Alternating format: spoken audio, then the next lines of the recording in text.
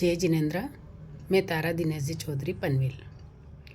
जैन तत्व विद्या के तीसरे बोल का तीसरा भेद, त्रस और स्थावर। संसारी जीवों का तीसरा वर्ग कौन सा है? तो त्रस और स्थावर। त्रस का अर्थ क्या है? 21वां प्रश्न। त्रस का अर्थ है जंगम जीव। जंगम का अर्थ होता है जो चलता है, वह जंगम कहलाता है। वैसे पुद्गल भी चलते फिरने वाले होते हैं, पर वह त्रस नहीं होते। जो जीव सुख पाने के लिए और दुख से निवृत्त होने के लिए एक स्थान से दूसरे स्थान में गमनागमन कर सकते हैं, यानी आ जा सकते हैं, वह त्रस है। स्थावर से क्या तात्पर्य है? 22वां प्रश्न। जो जीव सलक्ष्य यानी लक्ष्य सहित इधर उधर आने जाने की क्षमता नहीं रखता है, वह स्थावर कहलाता है।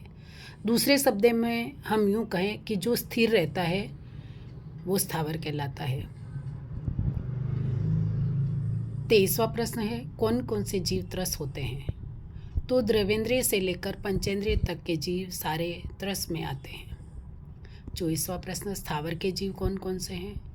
तो आंसर होता है कि एक इंद्रिय से वाले जीव पृथ्वी, पानी, अग्नि, वायु और वनस्पति के जीव स्थावर हैं। प्रश्न नंबर 25, त्रस स्थावर वर्ग से क्या स्पष्ट हो जाता है? त्रस स्थावर इस वर्ग में संसार के समस्त प्राणियों का समावेश हो जाता है। एक नाम द्वारा संसारी जीवों की गिनती करना संभव नहीं हो सकता है, इसीलिए इसका वर्गीकरण द्वारा स्पष्ट किया गया है। जीवों का चौथा वर्ग कौन सा है? जीवों का चौथा वर्ग सूक्ष्म बादर का है। प्रश्न 27, बादर का अर्थ क्या है? स्थूल जो जीव दृश्य हैं वे बादर हैं, यानी जो बड़े हैं, जो हमें दिखाई देते हैं, वह बादर है। बादर जीव कौन कौन से आते हैं? 28वां प्रश्न। बादर जीव एक इंद्रिय वालों से जीवों से लेकर 5 इंद्रिय वाले जीव सभी जीव इसमें आ जाते हैं। 29वां प्रश्न, सूक्ष्म जीव कौन कौन से हैं? तो आंसर होता है एकेंद्रिय जीव सूक्ष्म और बादर दोनों प्रकार के होते हैं। पृथ्वी, पानी, वनस्पति, अग्नि आदि जो जीव दृश्य है वे बादर है, और जो आँखों का विषय नहीं बनते हैं वह बादर के सूक्ष्म है। 30वां प्रश्न है, सूक्ष्म बादर जीव लोक में कहाँ कहाँ रहते हैं? तो आंसर होता है कि सूक्ष्म जीव समग्र लोक में रहते हैं और बादर लोक के एक भाग में रहते हैं। प्रश्न नंबर 31, त्रस स्थावर या सूक्ष्म बादर जीवों की वास्तविक परिभाषा क्या है? तो वास्तविक आंसर होता है कि वास्तविक परिभाषा नाम कर्म के योग से बनती है। नाम कर्म की अनेक प्रकृतियाँ हैं, जैसे त्रस नाम, स्थावर नाम, सूक्ष्म नाम और बादर नाम प्रकृतियों का उदय जिन जीवों के होता है वे क्रमशः स्तर, स्थावर, त्रस, सूक्ष्म और बादर कहलाते हैं। जीवों का 5वां वर्ग कौन सा है? जीवों के दो प्रकार करने से जो 5 वर्ग बनते हैं उनमें अंतिम वर्ग है पर्याप्त अपर्याप्त। सामान्यतः पर्याप्त अपर्याप्त का अर्थ क्या होता है? तो आंसर होता है पर्याप्त का अर्थ होता है पूर्ण और अपर्याप्त का अर्थ होता है अपूर्ण।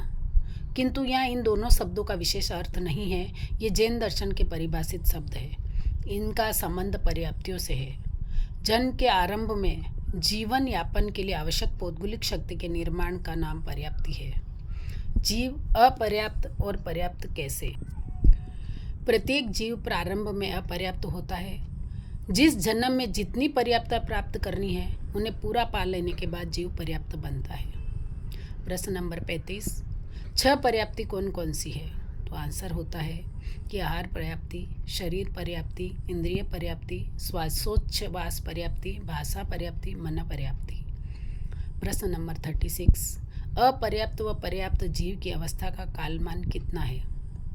आंसर होता है अपर्याप्त अवस्था का कालमान बहुत कम है। पर्याप्त जीव की जीवन यानी आयुष्य भर वही स्थिति रहती है पर्याप्त। प्रश्न नंबर 37, कौन से जीव अपर्याप्त होते हैं और पर्याप्त भी होते हैं?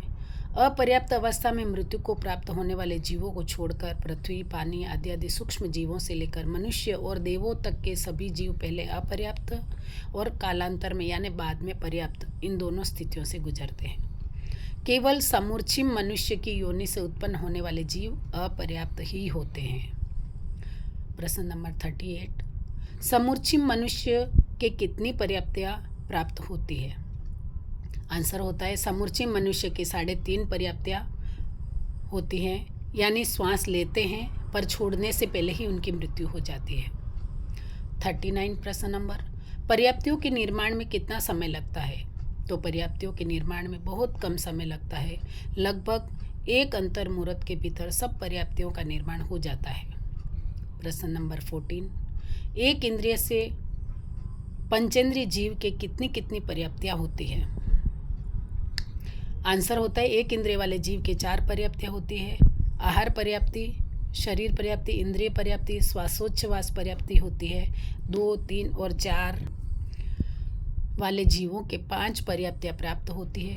मन पर्याप्ति को छोड़कर देवों के मन और भाषा में कोई भेद नहीं रहता, इस दृष्टि से 5 पर्याप्तियाँ मानी गई है। 5 इंद्रियों वाले तिर्यंच मनुष्य और नारक जीव के 6 पर्याप्तियाँ होती है। जय जिनेंद्र। ये पूर्ण हुआ तीसरा बोल।